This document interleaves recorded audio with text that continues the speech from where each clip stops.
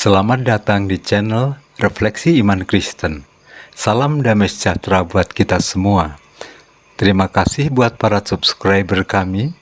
Kiranya konten-konten kami dapat menambah wawasan kerohanian kita dan semakin menguatkan iman kita. Saudara-saudaraku sekalian, seperti telah banyak kita dengar dari orang-orang di luar iman kekristenan mempertanyakan, berapa banyak Tuhan orang Kristen? Kiranya renungan singkat ini dapat menjawab dengan logis dan mudah dipahami. Sesungguhnya, ini berbicara tentang Allah Tritunggal atau Allah Trinitas, dan istilah ini tidak kita temukan di dalam Alkitab. Karena Tritunggal atau Trinitas adalah doktrin kekristenan agar manusia dapat mengenal Allah yang sesungguhnya. Istilah Trinitas dipahami sebagai 3 dalam 1. Tetapi sesungguhnya Trinitas tidak berbicara tentang jumlah Allah, melainkan tentang eksistensi keberadaan Allah yang Esa yang pernah datang ke dunia menjumpai kita, manusia umat kepunyaannya. Sekedar yakin tentang keberadaan Allah Sang Pencipta saja bisa keliru, karena memang tidak seorang pun pernah melihat Dia.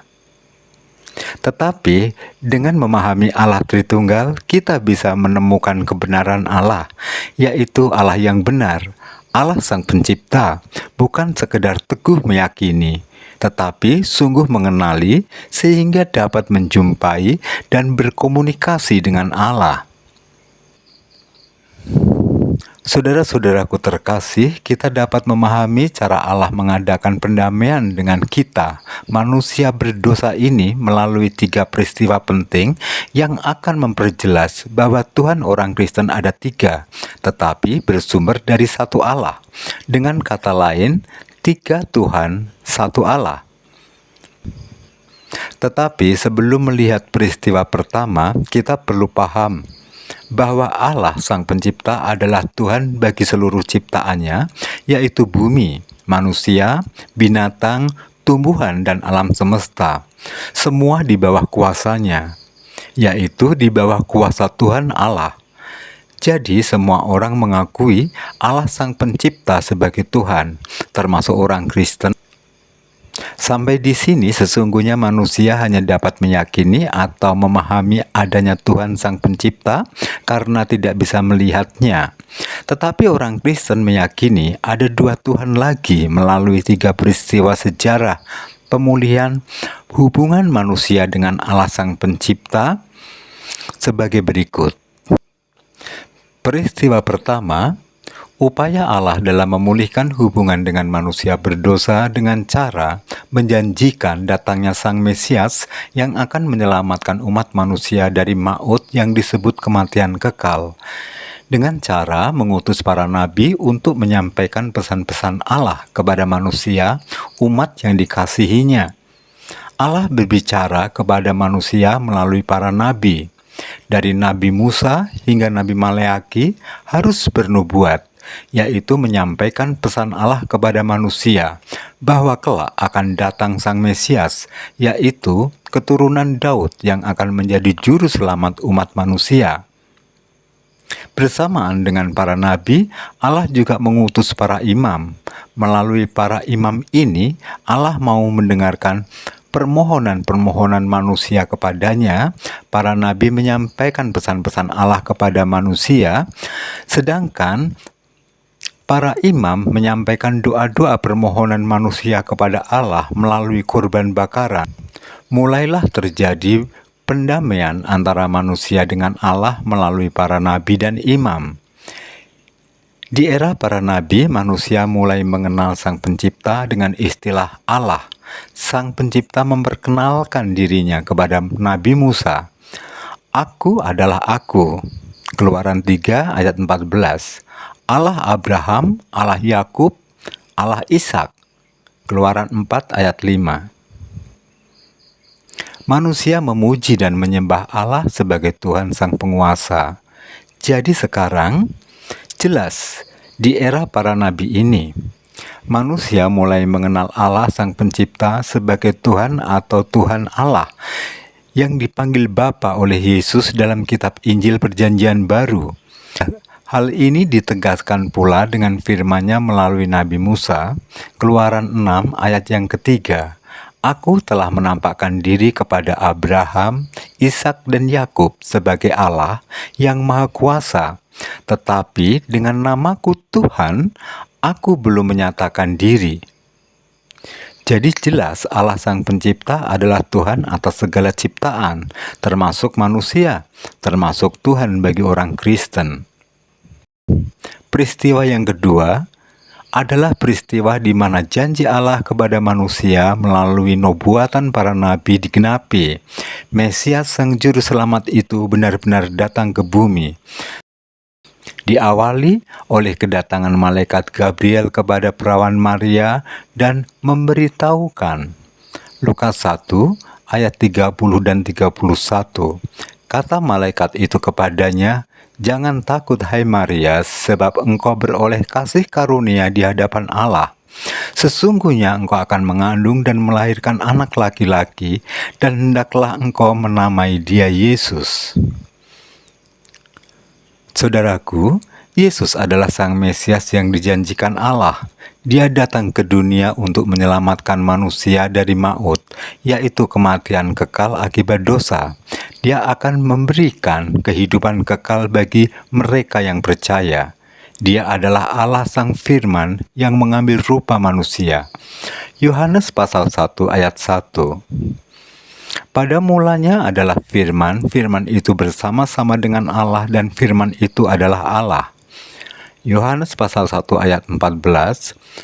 Firman itu telah menjadi manusia dan diam di antara kita, dan kita telah melihat kemuliaannya, yaitu kemuliaan yang diberikan kepadanya sebagai anak tunggal Bapa, penuh kasih karunia dan kebenaran. Kelahiran Yesus di bumi adalah pemenuhan janji Allah akan datangnya Mesias Sang Juru Selamat. Kembali ke firman Allah di era Nabi Musa, Keluaran 6 ayat 3. Aku telah menampakkan diri kepada Abraham, Ishak dan Yakub sebagai Allah yang Maha Kuasa, tetapi dengan namaku Tuhan, aku belum menyatakan diri. Sekarang jelas firman itu digenapi. Allah Sang Pencipta menyatakan dirinya Tuhan kepada manusia di dalam rupa manusia, yaitu Tuhan Yesus yang Dia panggil anak. Sedangkan Tuhan Yesus memanggil Bapa kepada Allah Sang Pencipta. Dan di dalam Injil Yohanes 13 ayat yang ke-13, Yesus sendiri berkata, "Kamu menyebut aku guru dan Tuhan, dan katamu itu tepat, sebab memang akulah guru dan Tuhan." Perkataan ini dibuktikan di dalam kehidupannya dengan membuat banyak mukjizat ajaib, dari mengubah air menjadi anggur, menyembuhkan orang sakit, mengusir setan, hingga membangkitkan orang mati. Sampai pada puncaknya, Dia rela mati untuk turun ke kerajaan maut dan mengalahkan kematian. Dan kebangkitannya adalah jaminan hidup kekal bagi manusia yang percaya. Yesus naik ke surga untuk menyatakan dirinya sebagai Tuhan yang berkuasa di bumi dan di surga, karena memang Dia bukan berasal dari dunia. Injil Yohanes 8 ayat yang ke-23. Lalu Ia berkata, "Kamu berasal dari bawah, aku dari atas. Kamu dari dunia ini, aku bukan dari dunia ini." Yesus juga berkata dalam Yohanes 10 ayat 30, "Aku dan Bapa adalah satu." Jadi jelas Yesus adalah Tuhan bagi seluruh manusia, karena kedatangannya tidak ada kepentingan dengan binatang, setan, ataupun alam semesta, sekalipun Dia menunjukkan berkuasa atas semua itu. Sayang sekali, tidak semua orang percaya. Hanya orang Kristen yang percaya, yang mengakui Yesus adalah Tuhan, sekaligus Allah Sang Firman yang mengambil rupa manusia. Dalam peristiwa ketiga ini, orang Kristen memahami Tuhan yang ketiga. Pada saat Tuhan Yesus naik ke surga, Dia berjanji akan meminta kepada Bapa seorang penolong yang lain. Yohanes 14 ayat 16 dan 17. Aku akan minta kepada Bapa seorang penolong yang lain, supaya ia menyertai kamu selama-lamanya, yaitu Roh kebenaran. Dunia tidak dapat menerima Dia, sebab dunia tidak dapat melihat Dia dan tidak mengenal Dia. Tetapi kamu mengenal Dia, sebab Dia menyertai kamu dan akan diam di dalam kamu. Saudaraku terkasih, jika roh kebenaran diam dalam kita, maka secara otomatis kita tinggal di dalam Allah dan kuat dalam perlindungan Tuhan Yesus. Hal ini difirmankan dalam Yohanes 14 ayat yang ke-21. Pada waktu itulah kamu akan tahu bahwa aku di dalam Bapa-Ku dan kamu di dalam aku dan aku di dalam kamu. Peristiwa ketiga ini adalah peristiwa turunnya Roh Kudus yang diutus Allah Bapa atas permintaan Tuhan Yesus. Yohanes 14 ayat 25 dan 26. Semua itu kukatakan kepadamu selagi aku berada bersama-sama dengan kamu. Tetapi penghibur, yaitu Roh Kudus yang akan diutus oleh Bapa atas namaku, dialah yang akan mengajarkan segala sesuatu kepadamu dan akan mengingatkan kamu akan semua yang telah kukatakan kepadamu. Dia akan membimbing hidup orang Kristen dalam kebenaran dan berkuasa sebagai Tuhan. Jadi, semakin jelas jika Roh Kudus dicurahkan hanya kepada orang yang percaya kepada Yesus Kristus atau orang Kristen. Roh Kudus adalah Tuhan yang ketiga bagi orang Kristen yang merelakan dirinya hidup dipimpin oleh Roh Kudus dalam kebenaran.